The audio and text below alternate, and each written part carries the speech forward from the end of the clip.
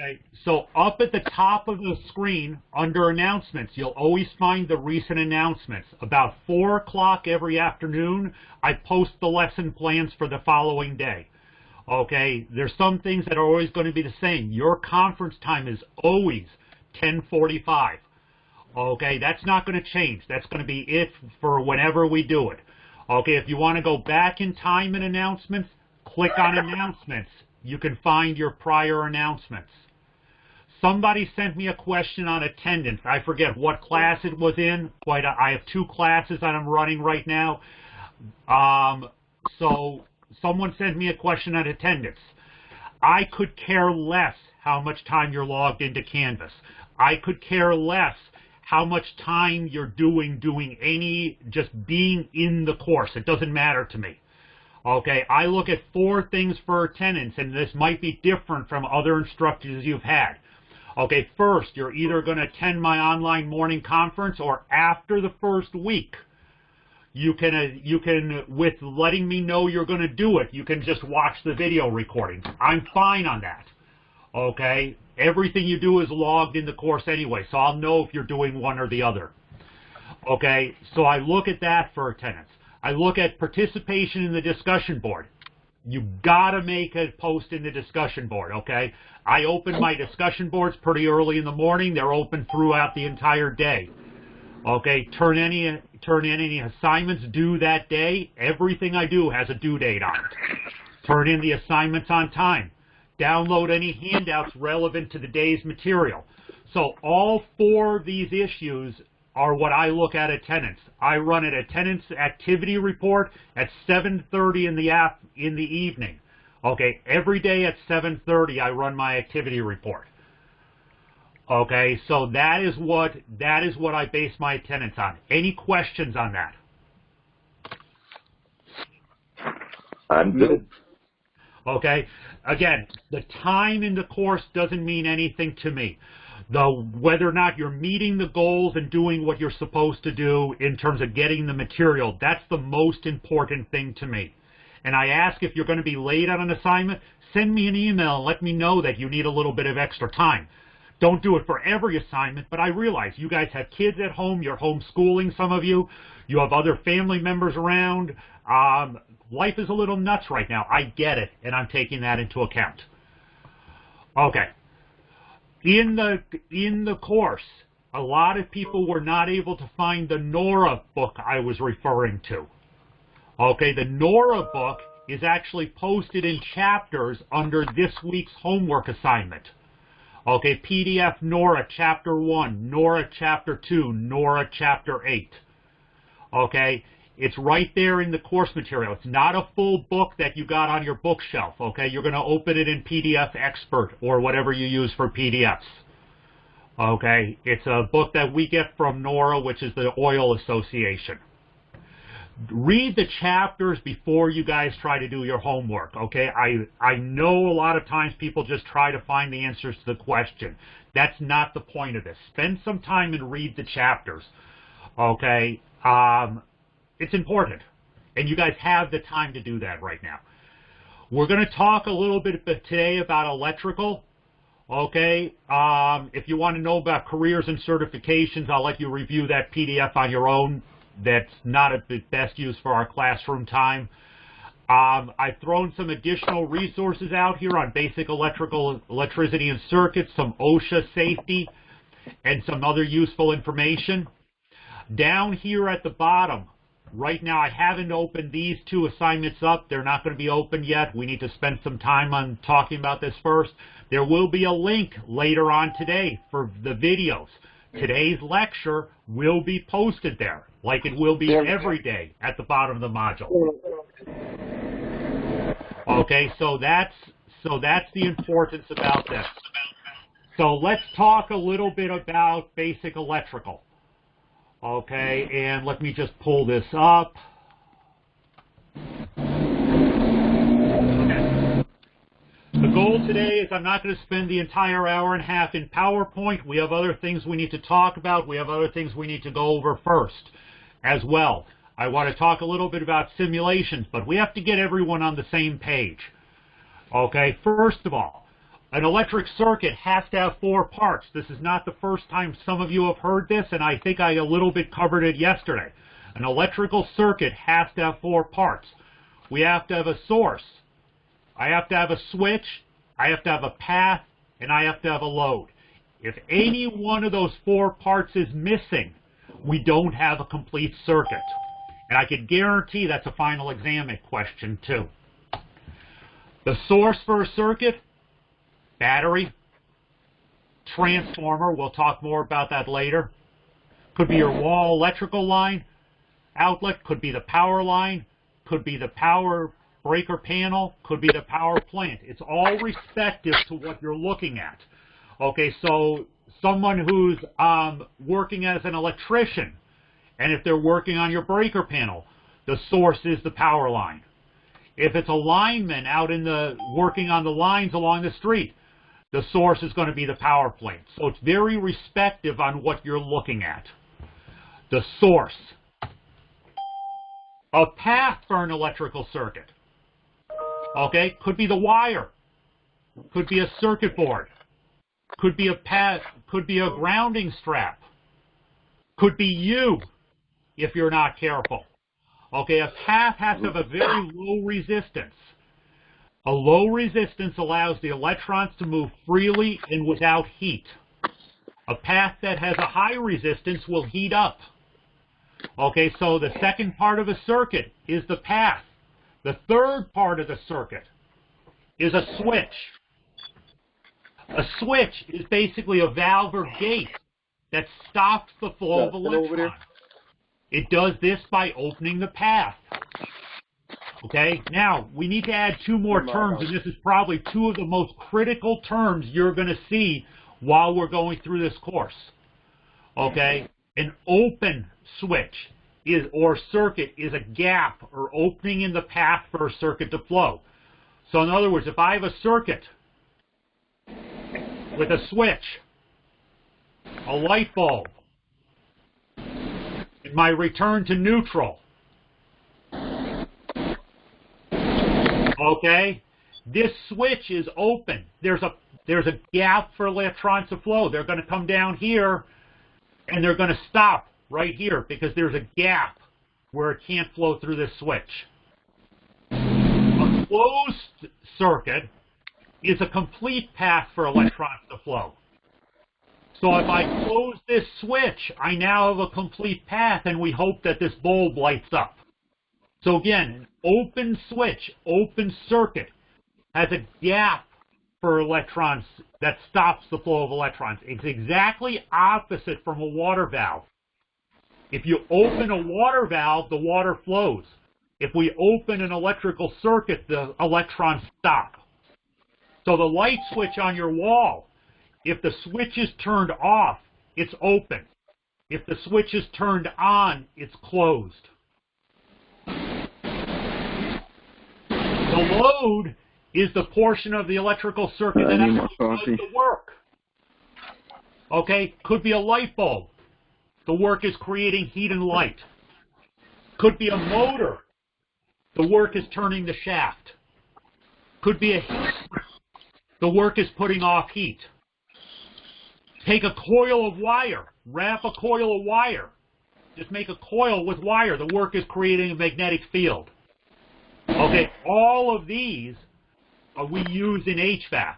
Okay, but loads, all it does is take that electrical energy and change it into work. So we're basically taking energy from one form to another. Okay, we have things that are pictures of circuits. They're called schematic diagrams. The diagrams are composed of symbols that represent each part of the circuit, and I just had 2 on there. Okay, we have our switch. Okay, and then we had our light bulb. And that should be a circle. It's tough to draw with a mouse. Okay, so we have a switch and a light bulb. These symbols are called schematic symbols. Basic schematic circuit are the first circuit that we start talking about. I have my source. which is up here. I have my path, which is the wires connecting everything. I have my load, which is my light bulb. And I have my switch. Source, path, switch, load is my complete circuit. The way this is drawn is this light bulb on or off? It's off. It's off. Why? Because the switch is open. Switch is open. Okay, open switch, no path for electricity to flow. We have two types of switches. Okay, we have a single pole, single throw.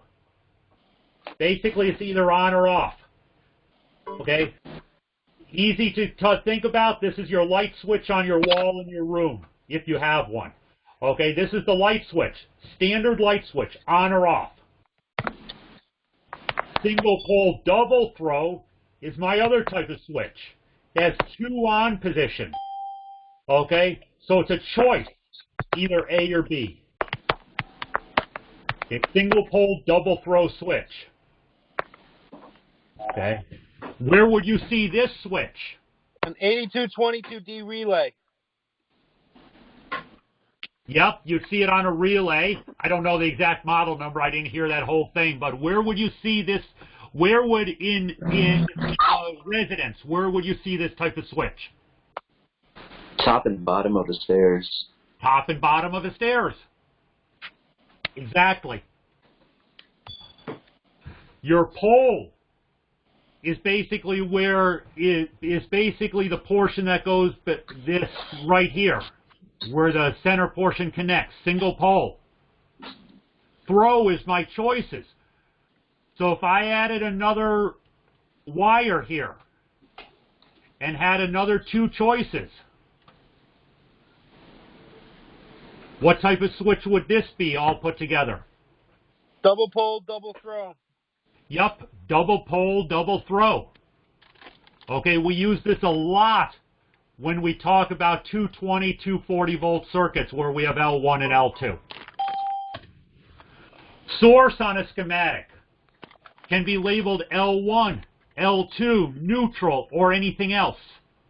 It's usually on one side of a schematic and everything works from there. Okay, when we're talking schematics, I'm talking ladder diagrams. We'll talk about the difference between that and pictorials later. Okay, but we have to have a source. We want to start on one side of the schematic, or top or bottom, and we want to work from there. Loads on a schematic are shown by either an actual schematic symbol for the load or by a circle with a letter and a key. Loads are the portion of a circuit that does work. Okay, so if we have a schematic that looks like this. Okay, we have our source that's up here. We have all our switching devices that come through here. All of this is switching devices. Okay, and then I have my loads.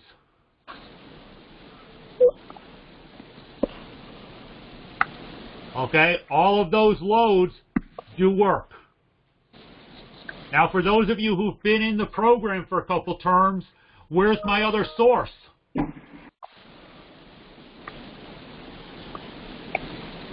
Two. Transformer. Well, I have one in source. Wait a second, I just heard somebody say it. Where's transformer? my yeah, the second part of the transformer, and again, for those just joining the program, we'll get there, but this is also a source. Oh yeah, it's a source and a load. Yeah, transformer. It's a load and a source. Okay, so in schematics, we need to be very careful to identify our sources and our loads. Okay. We're not in shop right now, but I do need to mention it because sooner or later you're going to be in shop, and your shop instructor is going to kill me if I don't mention it. Okay, we need to make sure that everything you're ever working with is unplugged and turned off when you're in the shop. Okay, we're going to use a black wire for line voltage, white wire for neutral, Red wires for control voltage, orange wires for control voltage common. Okay, now again, these two may be switched out based on supplies on the campus, but the white and the black is sort of important. Excuse me, Okay. Mr. Molnar, I had a quick question. Sure. So, when you turn off the power, how do you double check to make Let me see your sure computer. that there's no power in those components that you're going to try to work on? What? Say that again. How are you going to double check the components that you shut off to make sure that there's no power? You already know there's power because you shut it off, but how do you double check? We're going to go into that. We're going to go into that in a few minutes, but we're going to use meters. Okay. Okay, but yeah, we're going to go into that in a minute. Okay, so again, when you're in shop, ask your instructor to check things. Okay, it's sort of important. And again, that's when you get back to campus. Okay, let's take a look at a basic schematic. Let me just open a...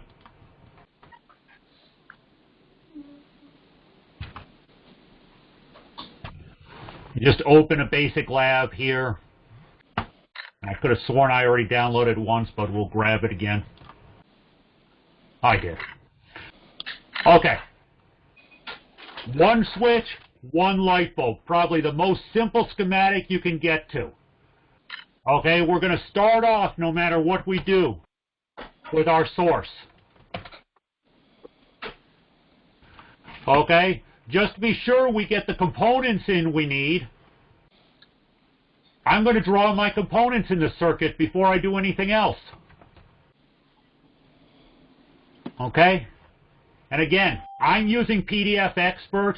It's just I find it the easiest to use, so I'm using the same software that you guys have on your iPads when I draw my schematics.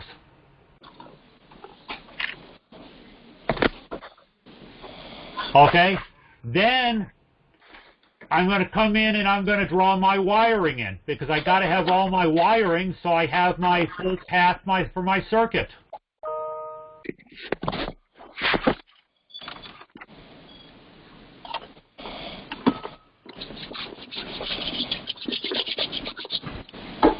Hey, can you guys all mute yourself if you're not the teacher talking? It's getting really annoying.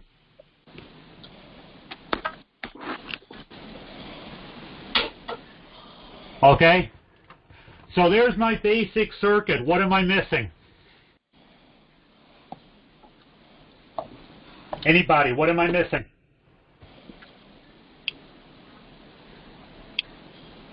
Transformer. Nad, we're doing basic circuit. Switch. Switch is right there. This is a trick question. Service switch. This is a trick question, by the way. What am I missing on this diagram? A fuse. Nothing. You have your load, you have your switch. Service switch. Oh no, there's a service switch right there. A You're fuse. missing nothing.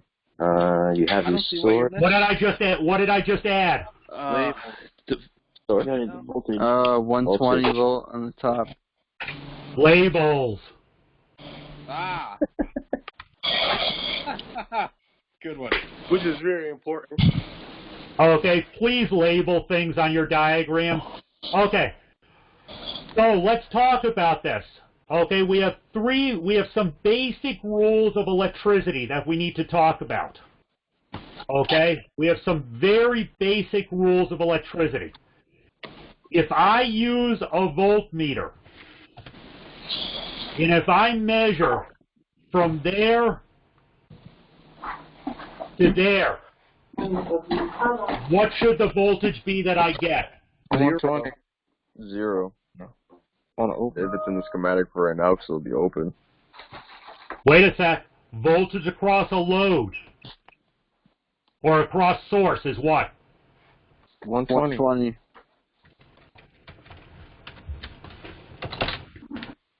Okay, voltage across a load is 120 unless or across source is 120 unless the source is bad. If I got 0 from here to here, do I have any power coming to the circuit? No. If I had 0, I have a bad source. Don't even go further. Figure out why you don't have power. Okay. With the circuit as it is, if I measure voltage across my switch as it is, what am I going to get? 0. Should be 0, right? Okay. Voltage across an open switch is what? 0. No, it's 120. 120. Voltage across an open switch is always source. That is a basic rule, okay? So those of you taking notes, this is a basic rule of voltage readings. Voltage across an open switch is always 120, or source. So if this up here is no longer 120, if this is 24, what's my voltage reading here? 24. Yeah, no matter what value source has, the reading across an open switch will always be source. And the voltage is how much it produced out of that unit. Well, your voltage reading is a difference. Okay, your meter is reading a difference in what we call potential. Let me walk you through that. Okay, so if I have line voltage, okay, the line side, coming down, and then coming across and stopping at this point. Okay, you see there's a gap in the circuit. And then I have 0 volts because neutral is basically 0 coming to that point. You see how it stops? Because there's an open in that circuit. So I have 120 volts from L coming to that point. I have neutral, which is effectively 0 volts coming back to that point. My meter is reading on both sides of that gap. It's going to read a difference from 120 and 0. So my meter is going to display 120. Is there any questions on that? No. Okay. Let me get rid of my purple lines, or whatever color those are. That would be fuchsia.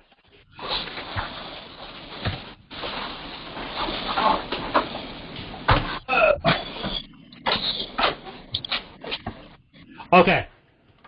Now, with the circuit as is, if I take a voltage reading,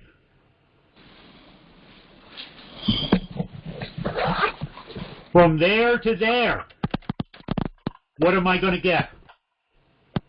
Now you should get 0.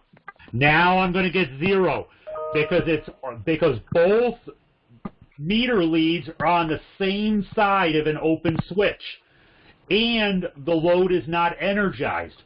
Second rule of electricity readings: voltage across a non-energized load is always 0. Let me say that again.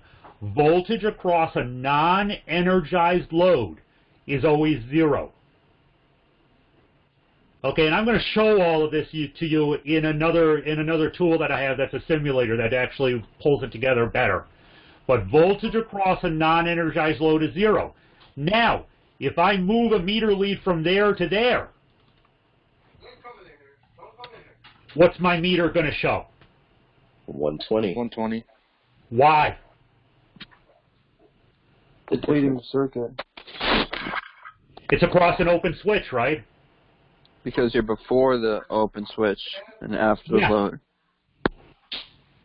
Yeah, the voltage is across an open switch.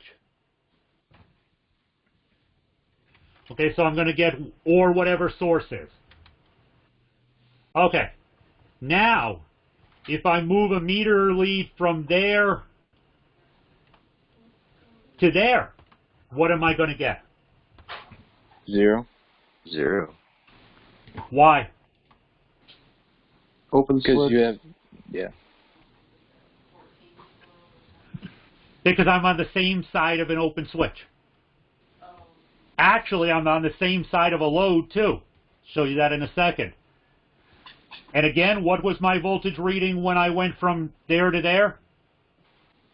About 120. 120. Or whatever source is. Now, let's shift this up a little bit.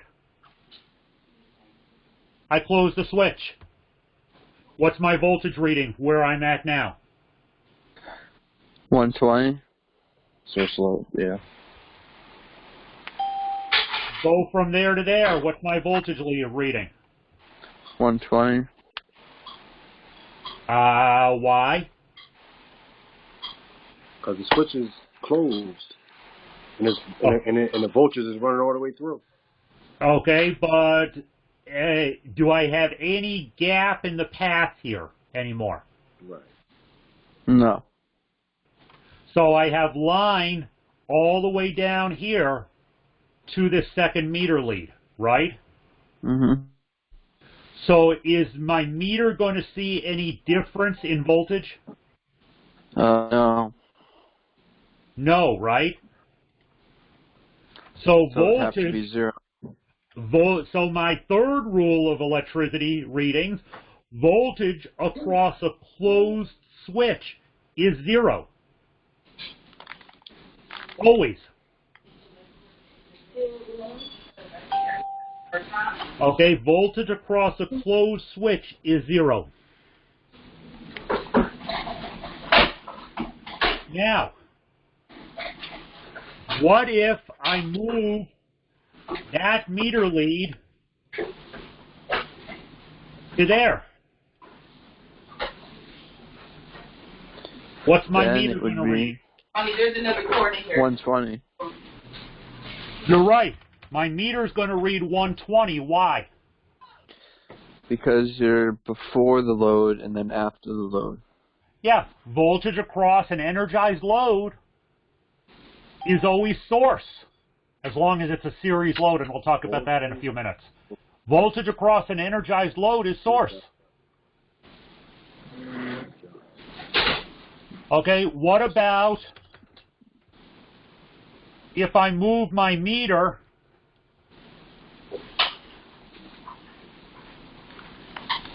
to there? 0. Why? Because you're not before or after the load. You're just after the load. Straight line. Yeah. It's going to be on the same side of a load. There's no difference in potential in this wire. There's no break in the wire. What would happen if I did get 120 volts here? What would I look for?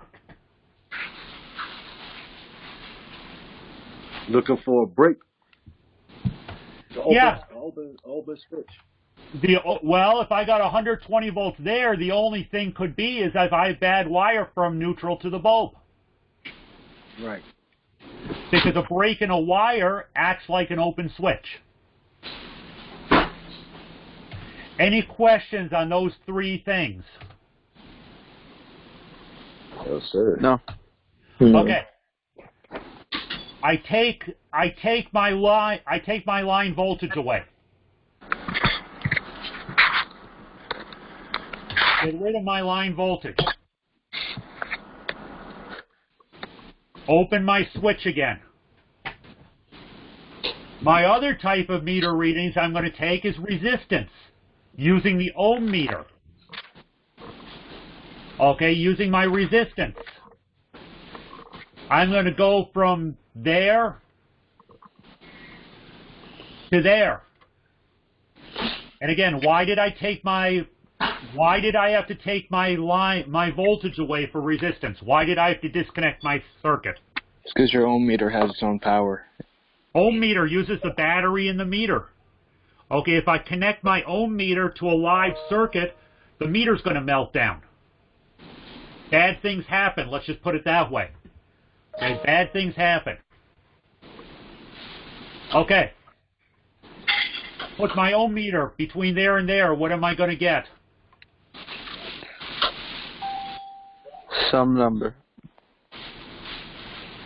Some number or a specific value? Wouldn't it be a source? I don't have a source. Don't have a source. So what? I mean, shouldn't it read 120? Nope, don't have a source. Took the power away. Okay. Ohms, we're reading resistance. You would get some number. Word. Why would it be OL? By the way, OL stands for infinite or open line. Why would it be OL in this case? Because the switch is open. Not a complete circuit. My switch is open. Okay, so anytime we have an open in a circuit, your ohm meter is going to read OL. In this case, I have a pretty big open in my circuit. Right here, I have a switch open. Okay, the power cannot pass through there. It's infinite resistance. So, basic rule of electrical readings. The resistance across an open switch is infinite or displays on your meter as OL. Okay, if I leave one of my probes where it is and move the other one to right there, what should my meter be reading? Some number. Let's be careful about the some number. You're right in a way, but can you narrow that down a little bit? No, great. I'm hearing somebody louder than the professor, and it's just... Yeah, if we're not... Do me a favor, please mute yourself if you have a ton of background noise. Just push the button, and then when you want to talk, you click it again.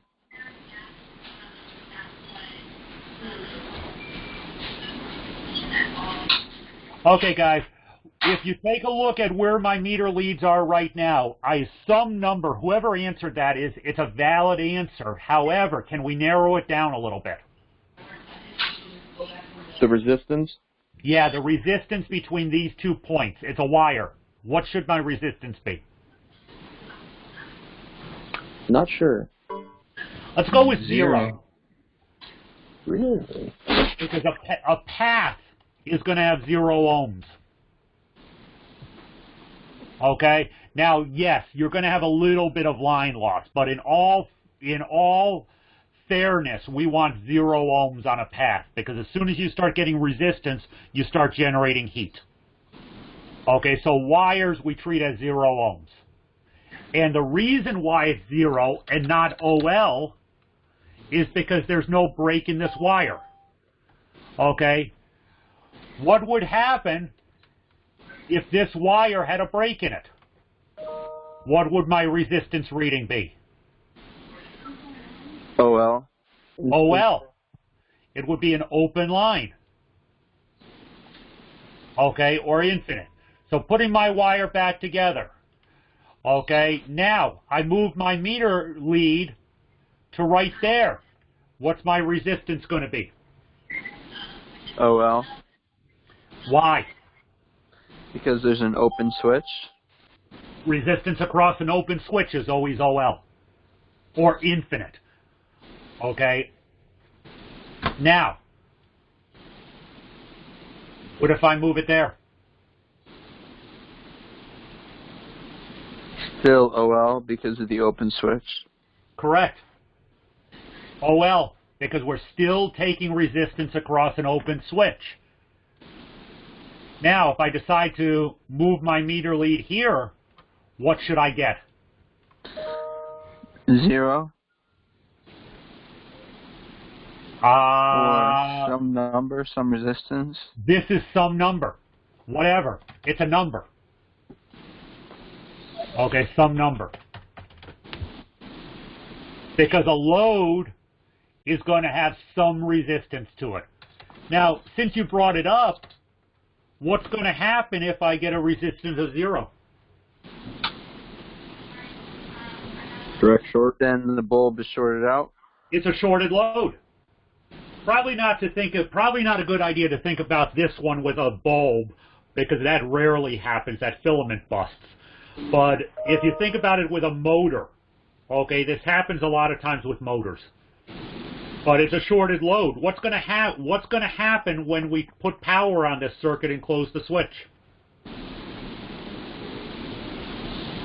Nothing if your motor's bad. If I have a 0 ohms, what's going to happen? Something will happen. A direct short. Which is going to blow the circuit breaker, Direct right? short because there's no resistance. Yeah, there's no resistance. I have to have resistance in a circuit. So if there's 0 resistance, I'm going to blow the circuit breaker. Okay, let me get rid of my 0 here, because that just, you don't see that often. What happens if I move my other meter lead right here?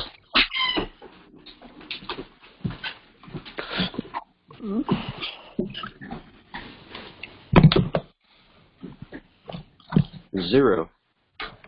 0, why? There's no break in the path. It's a complete path. You're right. It's a complete path. Okay, now let's change things up a little bit in this circuit.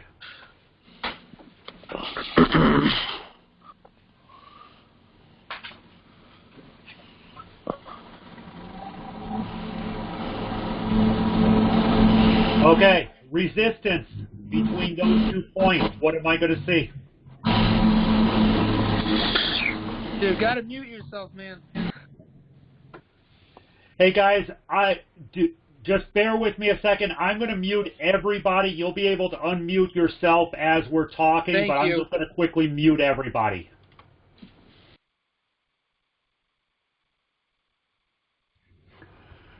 Okay, and again, please unmute yourself if you want to ask a question or answer a question. It's important, but I need to get rid of some background noise. Okay, between these 2 points, what am I going to see? Resistance. Resistance number. Some number, right?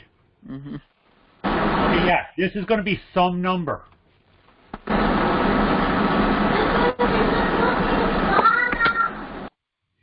Okay, if I move this lead down to here, what am I going to see resistance?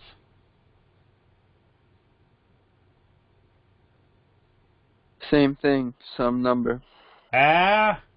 Some number or specific number? 0. 0. There's a complete path and I'm not going across a load. What about there? 0. Same thing. Same thing. So resistance across a closed switch is always what?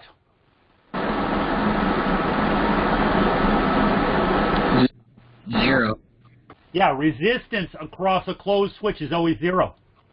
No matter where I put this, if I have resistance, if I'm taking a resistance reading across a closed switch, it's always going to be 0. What if I move my resistance to there? What if I move my meter lead to there? What am I going to get? A different number because it's going through a load. Some number. What if I get a resistance of OL right here? What can you tell me? What's wrong? The load is shorted. Shorted or open? Open line. Open.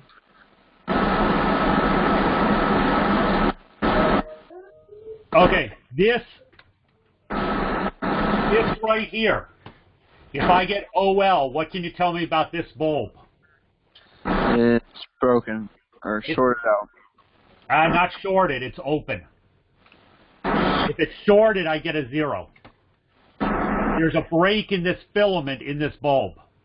If this is a motor, and I get a reading of OL, would that motor work? No. No, motor won't work. Okay, if I get a reading of OL across a light switch that I have turned on or closed, is that switch actually closing, or is it a broken switch? Broken switch. Broken switch. It's a broken switch. Are you going to get into the middle of the switch and try to fix it? If you come across this in the field, are you going to fix the switch? If you got your S1. I'm not going to fix the switch, and I have an S1. I'm going to toss it out and go to the parts place and get a new one. Mm-hmm. Okay, same thing with a motor. If this is a motor, over here, and if I get OL across that motor, am I going to take that motor apart and try to fix the broken winding? No. No, I'm going to toss it out and tell the customer, congratulations, you get to spend $250 on a new motor. Okay? There's some things you're going to fix in the field, and there's some things you're not. Open windings and opens in components is just not something you're going to fix. Now, if I go from here to here and get an OL, what's that telling me? Loose wire? Breaking. I have either a loose or an open wire someplace. Am I going to fix that? Yeah. No, you're going to replace the wire. Well, if it's a broken wire, I'll probably replace the wire, but am I going to fix the reason for the OL? Yeah. Sorry, worded it wrong. Yeah. Yes, technically you would fix it. Yeah. Okay, I'm not going to toss the air conditioner out or the burner out in the trash and get a new one, even though some contractors do that lately, but yeah. Okay? So again, resistance across an open switch is infinite, or OL. Resistance across a closed switch is always 0. Resistance across a working load is some number. Resistance across a non-working load or broken load is OL. What if I get a resistance of 0 right here? It's working. It's shorted. No. Okay, if I get a resistance of 0 across the load and then energize that load, I'm going to blow a breaker. Mm. Because effectively, a resistance of 0 across a load is doing this.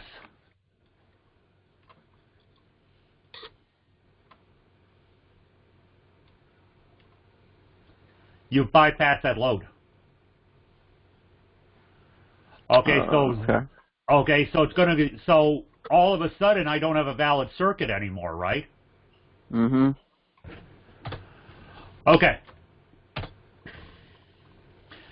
So when you have your meter, okay, let's just say this little box here is a meter. Because I can't draw, so we're going to just use the box as a meter.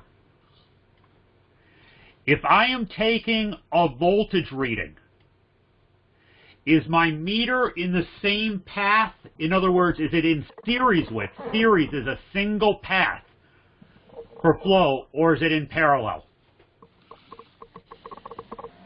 Voltage reading. Series. It's in series. We sure? Because I have a voltage reading. I have a path of electricity that can flow, oops, let me select my right item. It can flow through the load, right? Yeah. Mm-hmm. And then it can also flow through the meter. So is my meter in series or parallel? Parallel. Because it's next to it. Okay, if I have a resistance reading, okay, and again, remember what I said earlier, to take a resistance reading, I'm isolating things. Okay, I don't take a resistance reading on a running circuit, so I'm sort of isolating it. Okay, if I'm taking a resistance reading, is this meter in series or parallel? Series. Series. Series. Resistance. Right. Because there's only one path for electricity to flow. Questions on that? All set. And I know I have new people, first-term students on the call, so please ask questions, okay? Okay. So again, basic rules of electricity. Voltage across open switch is source. Voltage across closed switch is 0. Voltage across an energized load is source.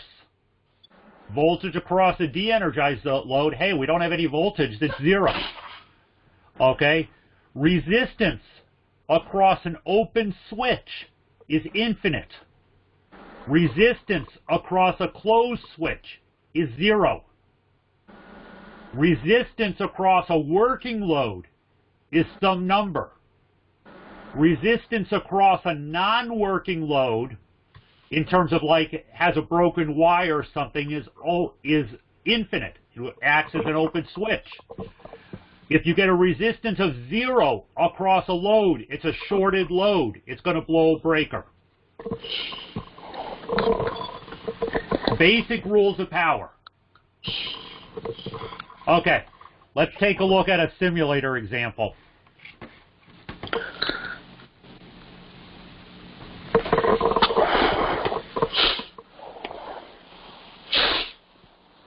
By the way, this simulator is available to you on the online system. There was a video in the course announcements that I put to, and there's a username and password out there.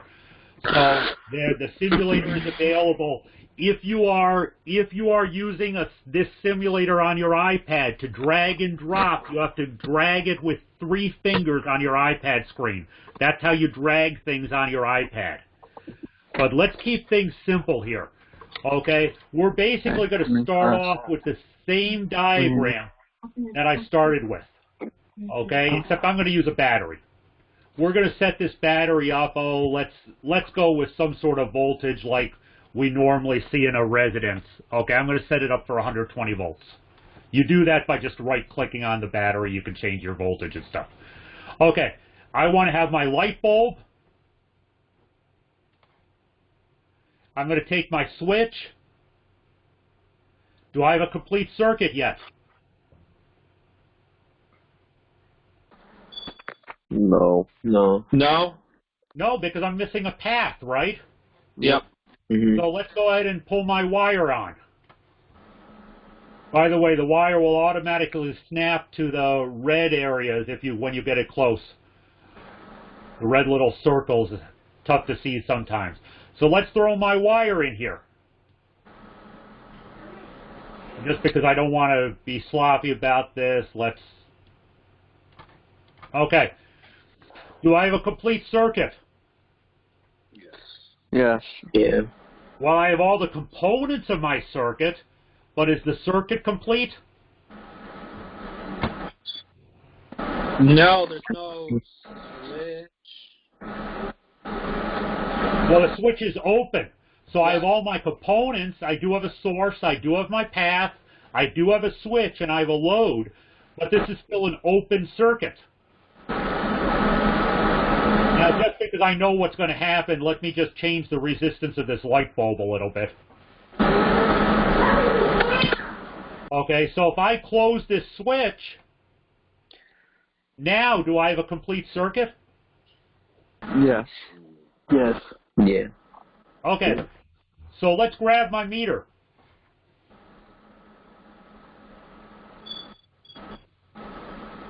Okay, so we're taking the meter reading across source.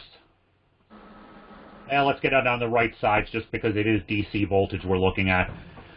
Voltage across source, 120 volts. Does that matter whether or not that switch is open or closed? Still 120? Yeah. Okay. I move my meter lead.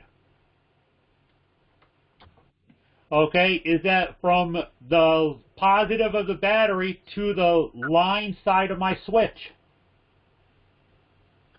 Okay, is that effectively 0 volts? So we're showing like 0.0001. So it's close enough to 0 volts. I could care less about the decimal points, okay? So why is it 0 volts here? It's Why because is it's it on the 0 same side. It's on the same side of the load, right? There's no difference in potential. So what if I'm moving there? Still 0 volts. There's no difference in potential. Now if I go to the other side of the load, what do all of a sudden I see? 120. Because voltage across a working load is what? 120. Source. Doesn't always matter. Be careful about always saying 120, okay? Because if I change this voltage, okay, I could have whatever. And by the way, don't you like the little flames if I go too high? Okay, so I could have whatever. Okay, let me go back to 120 just because. That didn't take it.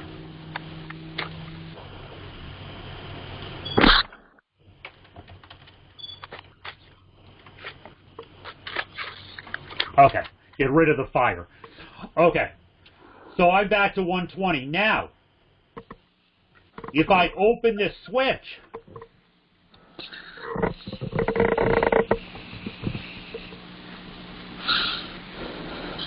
why do I still have 120 on my meter?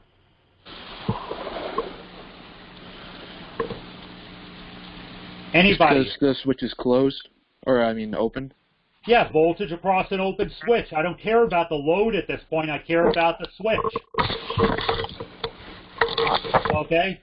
Come down here. Voltage across a de-energized load is what? 0. 0. Okay? What about voltage across a wire? 0. 0. What if I close my switch? Why is my voltage still effectively 0? Because you're on the opposite side of the load? Yeah, basically it's on the same side of the load. There's nothing else between this and this. So again, this is a series circuit. Single path for power to flow. Okay, any questions on that? No, sir. Okay. Now, what if I decided to stick another bulb in here?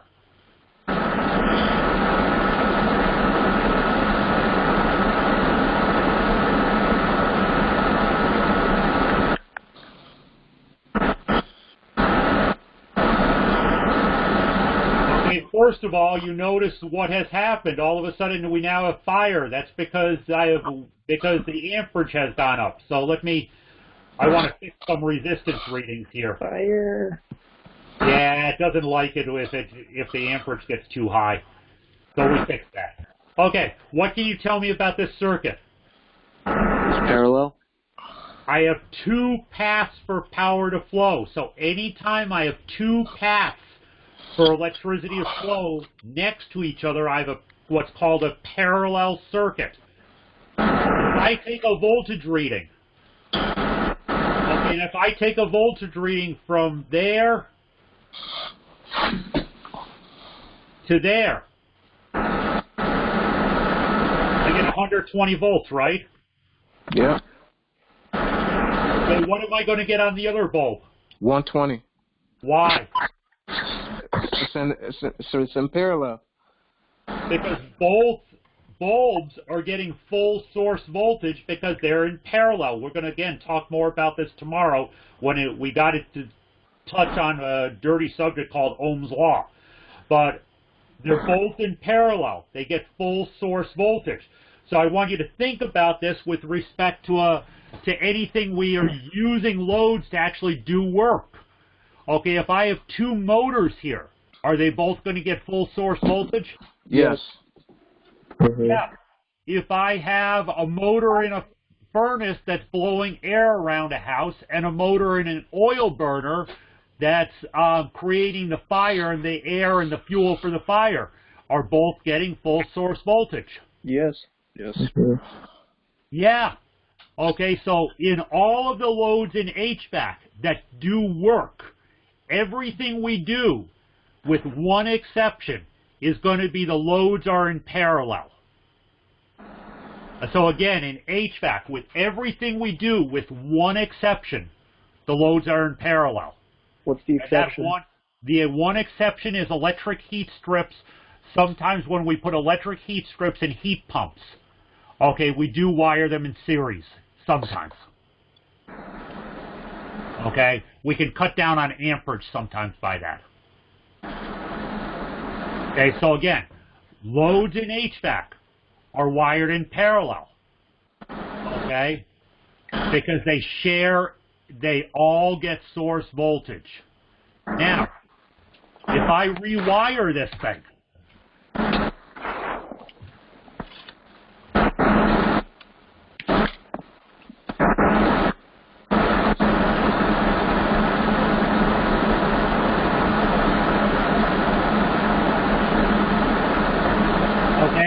I'm rewiring this thing. Eric Kansas. Sounds like a jet's going off. Okay, I'm putting this thing now here. Or do I have more than one path for electricity to flow? No. It's in series. So this circuit is a series circuit. What has changed on the voltage on that load? Remember in the last one I was getting 120 volts. What has changed? It's just sharing the load. Oh, It's sharing the voltage. If I go across both loads, I'm still going to get my 120, but there's a voltage drop. The lights will be dimmer. Yep, lights will be dimmer. Everything is no longer getting full voltage. I'm getting 73 ohms on, or 73 volts on that one, and then I'm getting, let's connect that, 46 volts on that one. So all my loads in series add up to full source voltage. Again, basic rule of electricity. If loads are in series, each individual voltage will add up to full source voltage. What controls that? What says how much voltage each load is going to use? The resistance, right? Yeah, the resistance. So if I change the resistance, okay, if I change the resistance, raise the resistance, I can raise the voltage that that load is using. If I lower the resistance, I can actually lower what that bulb is using, and I shift the resistance from one bulb to another. Okay, now, loads in series are just about useless, again, with one exception in the HVAC industry. Okay, however, let me do a rewiring here.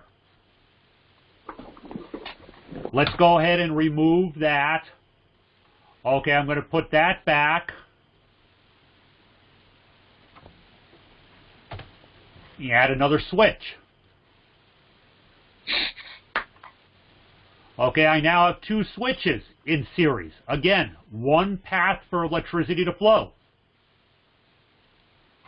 Really don't need my meter right now, so we'll just get rid of that sucker. Okay, if I close one switch, will the load work? No. No. It's not going back to the source. Yeah, I don't have a complete path. If I close the second switch, my load will start working. So let's think this through. Those of you who have oil heat in your house, okay, or sometimes even gas heat, depending on where you're at, okay, do you have a switch at the top of your basement stairs and a switch at the bottom near the furnace someplace? Yeah. Yes. Yeah. Yes, sir. Okay, those switches are wired in series. Both of them have to be closed for that furnace to come on.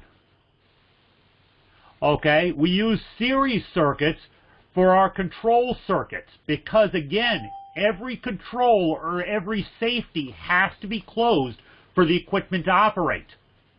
If I'm working on the roof of a building someplace, okay, I might have one switch in the control area, like if it's a commercial building in the mechanical room, but I might have another switch near whatever I'm working on the roof.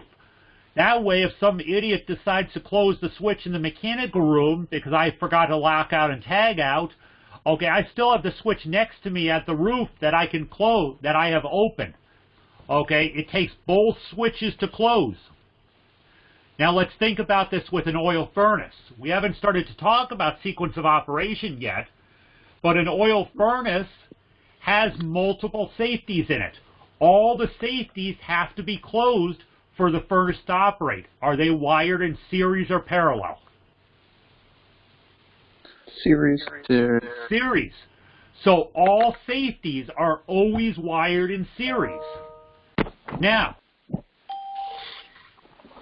let me get rid of something here.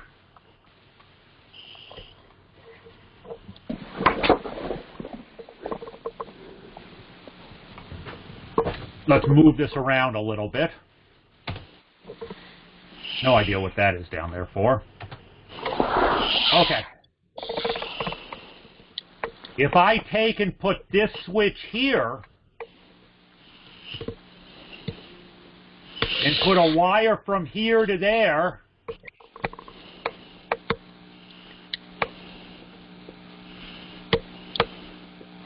and basically do this approach, okay, will either switch control that load? Yes. Yeah. Okay, so if you wire a safety wrong, okay, and one of the safety reaches an unsafe condition and opens, that load is still going to run. So switches wired in parallel are rarely used. Parallel just means next to each other. Switches wired in parallel are rarely used in the HVAC industry. We just don't use it. Okay, because it's sort of useless in terms of controlling. We rarely have an either-or situation, okay, in HVAC. We want to make sure all of our controls are wired in series. Make sense? Yeah. Okay. Now, one more circuit I want to just quickly go over, and then we'll probably wrap it up for the day there. Okay, but let's talk about, I'm going to go back to a series circuit situation here with two bulbs. Wish I could get rid of that stupid little circle that's not going anyplace. Okay. I have my two bulbs that I'm going to wire in series. We hope. I'm going to come out of this lower switch here. Rid of this guy. Okay. So I have my two bulbs in series. Right now, these two bulbs are wired in series. Okay, single path for electricity to flow. Now, I bring another switch in here. I bring another wire.